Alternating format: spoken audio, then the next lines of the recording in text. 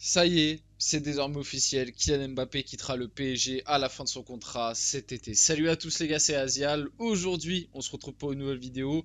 On va parler de ce retentissement, hein, on peut le dire, la vidéo d'annonce de départ de Kylian Mbappé. Ça y est, il l'a désormais officialisé, même si on pouvait s'en douter, et même en vrai on le savait depuis un petit moment, depuis à peu près le mois de février, que Kylian Mbappé aller quitter le Paris Saint-Germain à la fin de son contrat gratuitement, partir libre pour sûrement aller du côté du Real Madrid. Dans cette vidéo, on va parler de pas mal de choses, hein. On va parler déjà de l'annonce, de ce qu'il a pu dire dedans, du moment de l'annonce, du timing, de la forme, hein, de la manière dont ça a été fait, et de pas mal d'autres choses. On va commencer à aborder le sujet des Mbappé, légende, etc.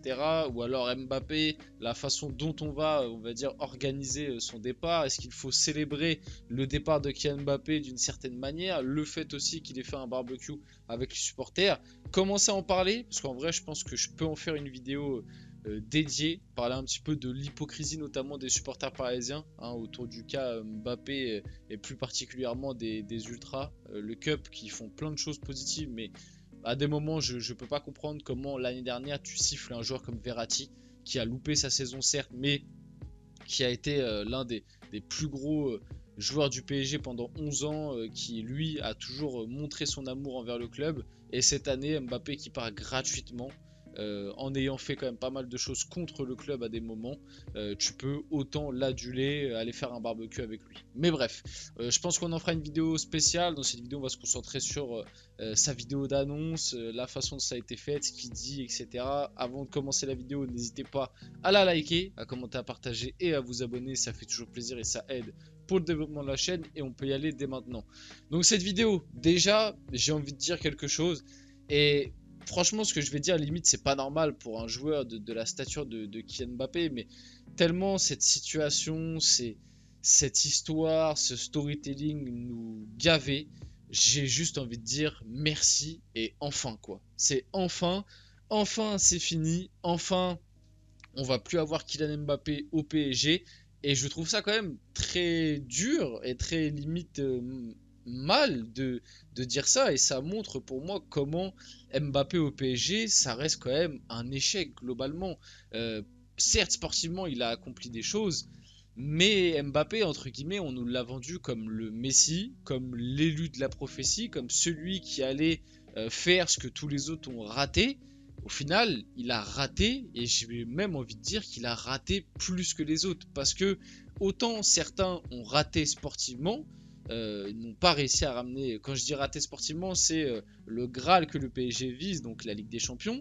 Certains n'ont pas réussi à ramener cette Ligue des Champions comme Mbappé, mais au moins d'autres qui ont échoué sportivement sur ramener la Ligue des Champions ont réussi sur plein d'autres choses. Le côté communication, le côté amour envers le club, le côté amour envers les supporters, ce que Kylian Mbappé finalement n'a en tout cas très rarement eu. Il a peut-être eu un peu un moment, mais depuis la prolongation 2022, c'est quelque chose qu'on ne voit, qu'on n'a quasiment pas vu ou qu'on ne voit pas. Et même lui le dit d'ailleurs dans sa vidéo. Après, on va pouvoir aussi regarder un petit peu toutes les petites déclats qu'il a pu dire. J'ai sélectionné des petits passages, mais même lui le dit dans sa vidéo d'annonce d'adieu, enfin de départ. Il le dit que c'est pas le joueur le plus démonstratif, qu'à des moments il n'a pas su montrer, on va dire, il n'a pas su rendre ce que les supporters ont pu lui donner, parce que ça c'est quelque chose qui est réel aussi.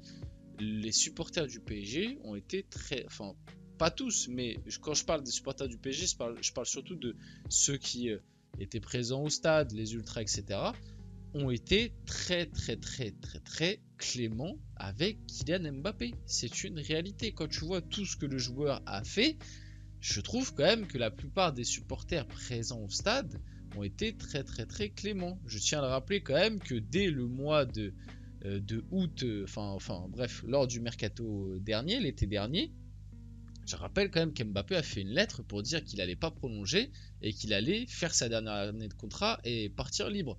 Même si à ce moment-là, tu avais encore peut-être un petit espoir qu'il puisse prolonger, il nous l'avait déjà fait savoir qu'en fait, je vais partir libre les gars et vous allez rien faire contre ça. Je vais faire ma dernière année, je vais prendre le chèque et puis je vais partir. Et puis au final, quand on voit cette saison, il n'y a rien eu, il n'y a pas eu de soulèvement, que ce soit médiatiquement, mais bon, ça on pouvait s'y attendre, mais même de la part des supporters sur Kylian Mbappé, parce que, encore une fois, il y avait cet espoir d'élu, il y avait cet espoir que Kylian Mbappé ramène cette fameuse Ligue des Champions cette saison à Paris.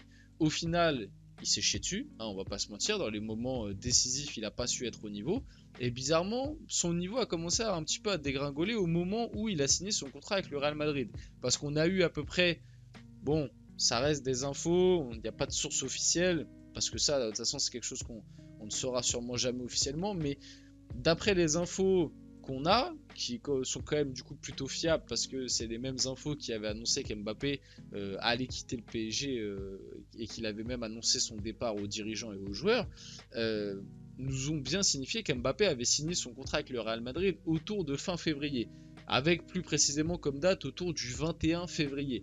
Donc si tu prends cette date un petit peu, donc fin février, on va prendre à partir de début mars, si, à part le match retour face à la Sociedad, où oui, il fait une très belle performance, t'enlèves ce match-là, depuis début mars, les prestations d'Mbappé, c'est catastrophique.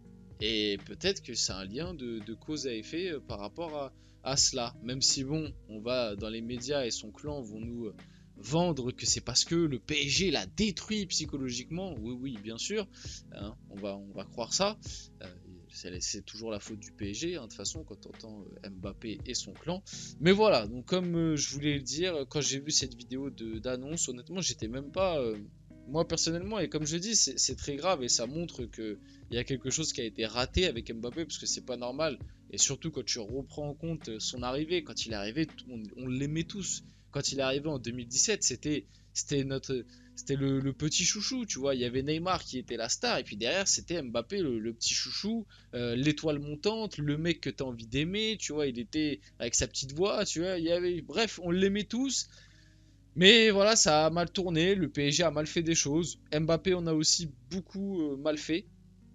Et ce qui fait que tu arrives à cette situation où, pour moi en tout cas, en tant que supporter parisien, je suis content et soulagé qu'il s'en aille, tu vois. Alors que, bon, je lui en voudrais toujours de partir libre. Ça, c'est un truc que je lui reprocherai toujours, alors qu'il avait fait la promesse. Et vous pouvez me dire, oui, mais il avait fait la promesse à l'époque, ça a changé. Il a eu peur que le PSG le garde, etc. toute sa vie.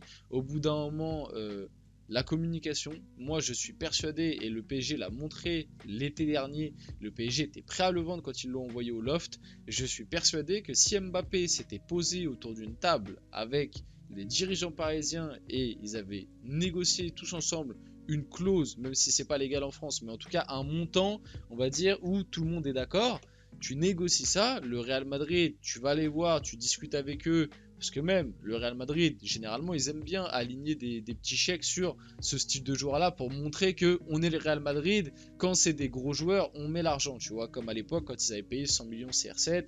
Là, l'été dernier, ils ont mis 100 millions sur Bellingham. Voilà, tu pouvais négocier un 150 millions. Moi, je pense que le Real Madrid aurait pu claquer 150 millions sur Mbappé. T'aurais pu négocier un 150 millions, tout se serait bien passé. Puis voilà, ce serait quitté, je pense, déjà en meilleurs termes. Donc bon, soulagé malgré tout. Donc on va parler vite fait de toutes ces petites déclarations de Mbappé dans la vidéo. Donc Kylian Mbappé dit au revoir à Paris, c'était moi, avec mes qualités et mes défauts, mais j'ai essayé de donner la meilleure version de moi-même durant ces 7 ans. Petit astérix déjà, parce que là, du coup, on parle un petit peu des versions de Mbappé, de son passage au PSG et tout.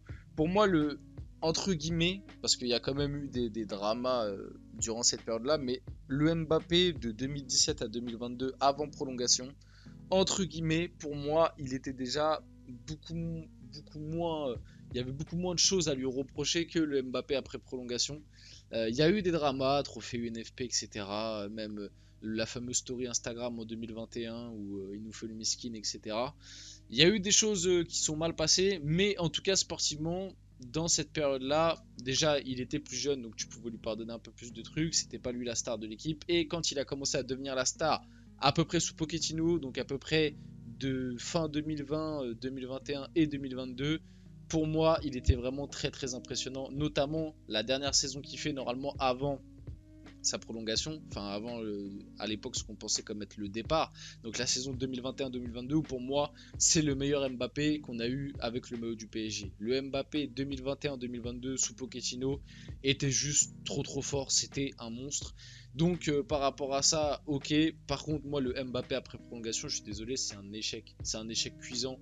Même sportivement il a fait ses stats, mais pour moi l'année dernière sous Christophe Galtier et cette année sous Luis Enrique en termes de performance, d'impression visuelle de ce qu'a donné Mbappé sur le terrain, on a l'impression que c'était plus le même joueur. On avait juste l'impression de voir un mec qui était là, qui a marqué ses buts mais qui n'avait pas envie d'être là.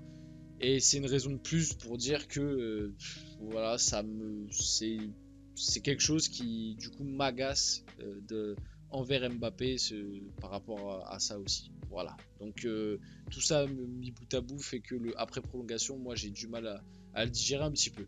Kylian Mbappé, je veux remercier les supporters par-dessus tout. Je sais que je ne suis pas le joueur le plus démonstratif. Je n'ai pas toujours été à la hauteur de l'amour que vous m'avez donné, mais je n'ai jamais voulu tricher. Donc bon, hein, pareil sur le je n'ai jamais voulu tricher sportivement à des moments. On a vu des petites tricheries, mais bref, globalement on est plutôt d'accord là-dessus. Je ne pensais pas que ça allait être aussi dur d'annoncer ce départ de la France, mon pays, de ce championnat, mais j'avais besoin d'un nouveau challenge après 7 ans. Et ça, comme je l'ai toujours dit, je peux le comprendre. Je peux comprendre qu'Mbappé, après 7 ans, il a envie d'aller dans un nouveau club, même si moi, le truc qui m'énerve par-dessus tout, quand on dit ouais Mbappé, faut qu'il parte du PSG pour gagner avec des champions, moi je vous l'ai toujours dit, cet argument il m'énerve.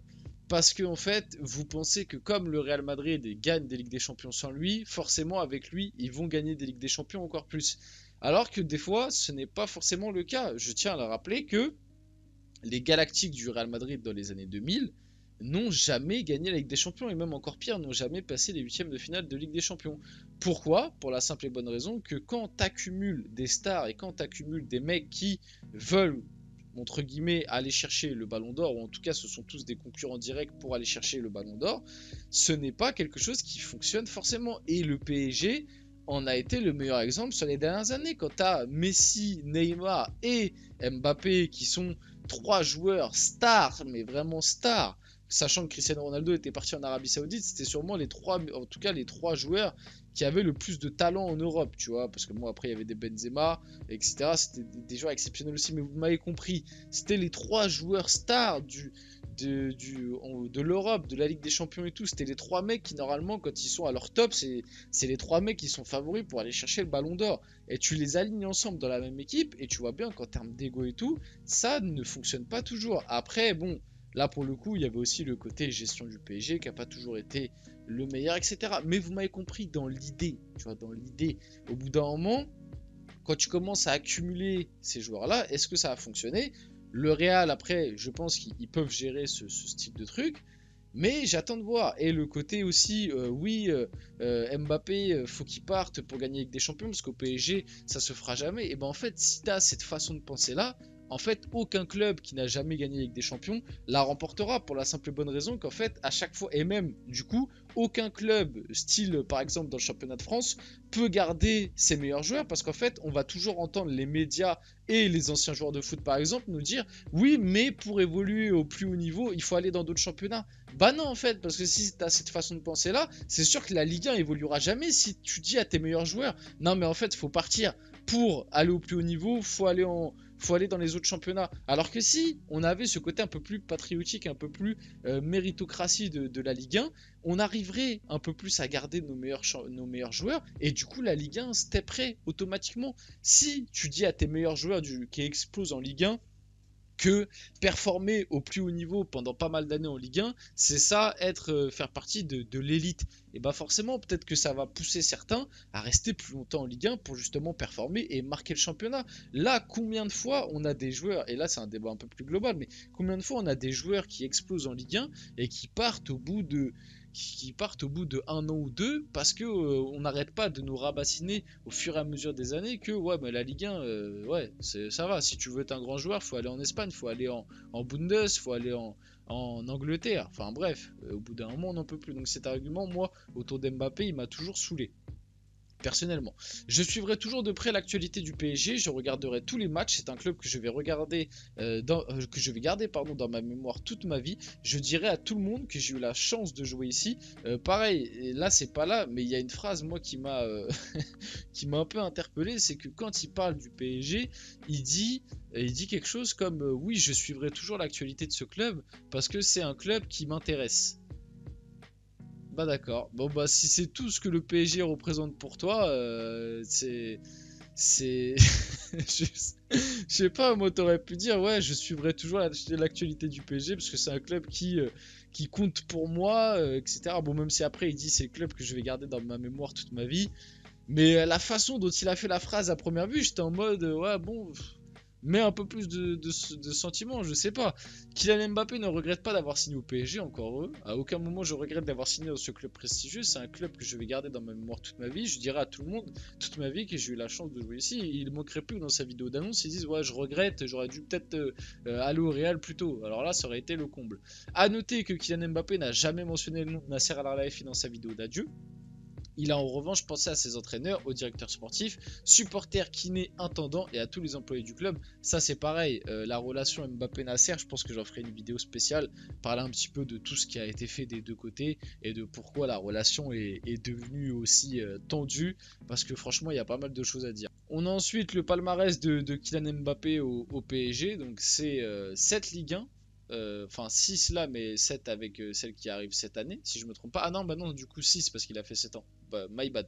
Donc 6 Ligue 1, 3 Coupes de France, peut-être 4, 3 Trophées des Champions, 2 Coupes de la Ligue, 306 matchs, 255 buts, 108 passes D. Meilleur buteur de Ligue 1 sur quasiment toutes les années qu'il a fait au PSG. Et meilleur buteur de l'histoire du club. La fin d'une ère, c'est vrai que sur ça, par contre, on peut lui dire chapeau, rien à dire. Il a marqué l'empreinte du club par rapport à ça, même si pour moi, vous le savez, je pense pas que ce soit la plus grande légende du PSG comme on veut nous le faire croire. La première action de Daniel Riolo suite aux adieux de Kylian Mbappé. Pourquoi être aussi peu sincère? On dirait un homme politique. Ça, c'est vrai que l'annonce d'Mbappé fait très homme politique et c'est quelque chose que tu peux lui reprocher. Mais moi, le truc qui va commencer à me faire bien rire, c'est le changement de veste de Daniel Riolo. Ah, franchement, ça j'ai hâte. Si dans les semaines à venir, on commence à voir que Daniel Riolo change complètement son fusil d'épaule autour d'Mbappé, ça prouvera bien qu'il y a peut-être eu des petits trucs qui se sont passés, hein, des petits, peut-être des petits chèques, bref. On va pas revenir là-dessus, mais ce sera quand même très bizarre si Daniel Riolo revire complètement de son avis sur Mbappé dans les prochaines semaines. Et pour finir, les deux unes, journaux espagnols, pardon, As, du coup, qui titre Au revoir, et l'équipe en France qui titre Adios et Gracias, comme quoi les deux se sont envoyés la balle, un qui titre en français, l'autre en espagnol. Et du coup, on va pouvoir finir la vidéo là-dessus. J'espère que cette vidéo vous a plu. Si c'est le cas, n'hésitez pas à la liker, à commenter, à partager et à vous abonner les gars. C'était Asial et on se retrouve très rapidement pour une prochaine vidéo.